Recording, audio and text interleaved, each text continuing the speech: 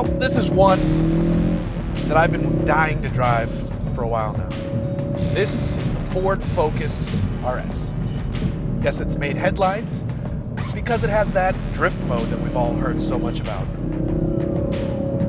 This car is a whole lot more than that, though. This is the first truly exciting Focus that we've got on our shores. Sorry, Jason, your ST is nice, but the RS is awesome. Europe has been enjoying plenty of exciting foci for decades now. Finally, it's the rest of the world's turn to join in on the fun. So what makes this car all fun? Well, part of it is what's under the hood. We've got a 2.3-liter EcoBoost inline 4-cylinder engine.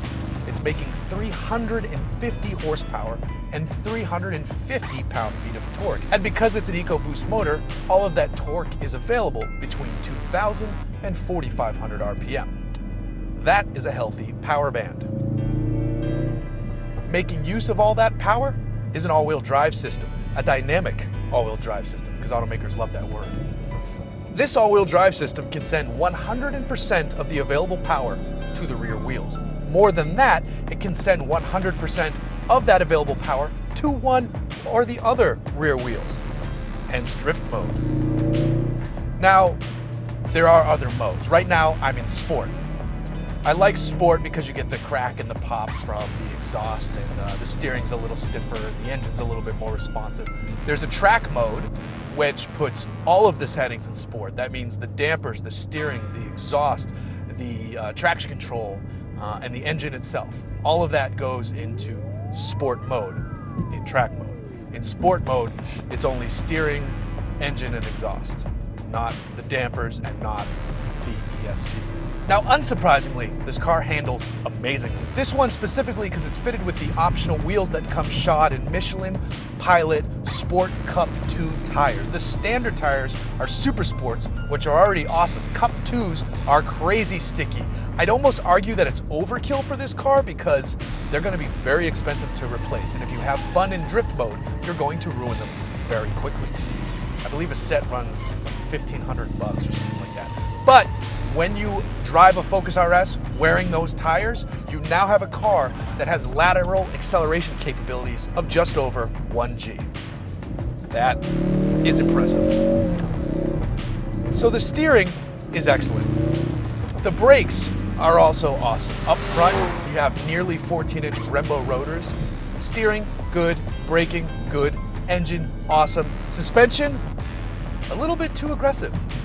This car is extremely aggressively damped. Now, I just leave it in the normal mode and not the sport suspension mode because it's already kind of bumpy. You're gonna feel it all. And some of you might like that, but I'm getting old. And you can tell.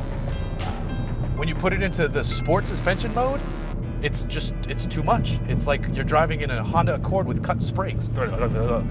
I'd almost wish Ford would add in a comfort mode to relax it a little bit. Put everything else in sport, the suspension in comfort, and now you have a fantastic highway cruiser daily driver. As it sits, even in normal mode, this car is incredibly stiff.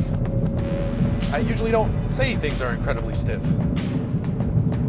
but this one is. It's also thirsty.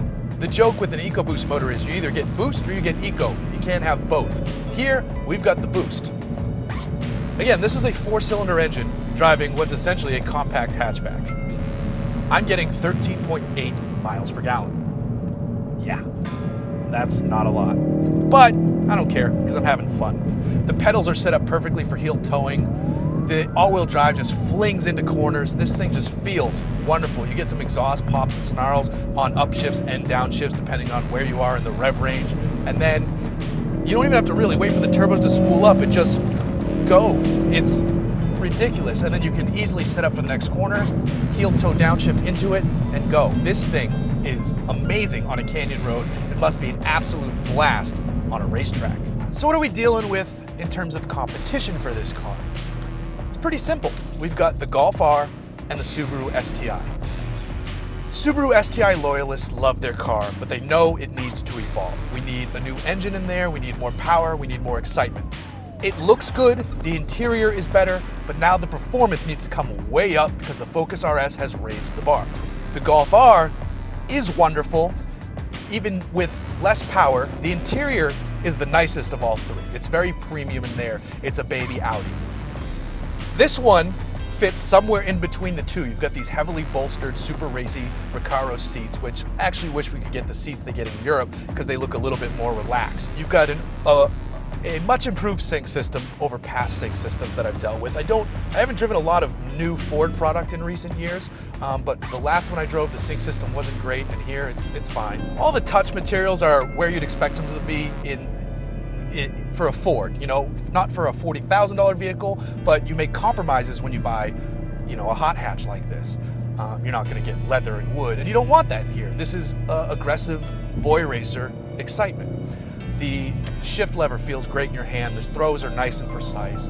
The steering wheel feels good with it. Looks good with this flat bottom and the perforated leather and a little bit of blue stitching. Everything looks good. Again, the Golf R though is nicer inside. This one is way more exciting to drive though. And in this segment, that might be key. That's Subaru's biggest problem. If you just bought an STI and you're thinking, whoa, I could have got 350 horsepower, 350 pound-feet of torque, and a car that does all that for the same price as my Subaru, that's an issue. And what is that price point? Well, the base price for these Focus RS, these Foci, are in the high 30s. I believe it's around 38,000. This one is 41 because it's got those wheels and tires. If you're gonna track this car, those tires are awesome. If you're never gonna track it, maybe save your money because the Super Sports are already awesome tires.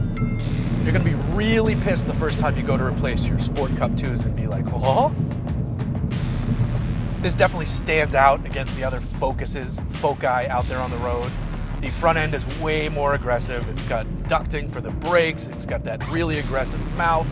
It's got the lower fascia, which I may have scraped a few times getting in and out of my garage. Out back, it's got that really cool looking, you know, world rally car inspired spoiler. There's RS badging everywhere, on the outside, on the inside, even under the hood, there's multiple RS badges. But that's what you're buying here. You're buying an RS. You'll be happy with your decision. Everywhere you look, it's gonna remind you of that decision. But like I said, fuel economy sucks, suspension is too stiff, everything else is awesome.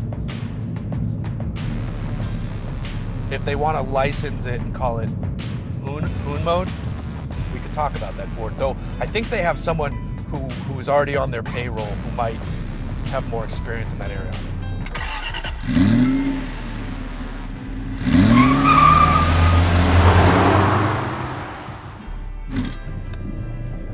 Here's a bunch of progress, passing a Model T in a Focus RS. Gotta love California. And it's great. The exhaust sounds pretty awesome with the pops and the snaps once you put it into sport mode.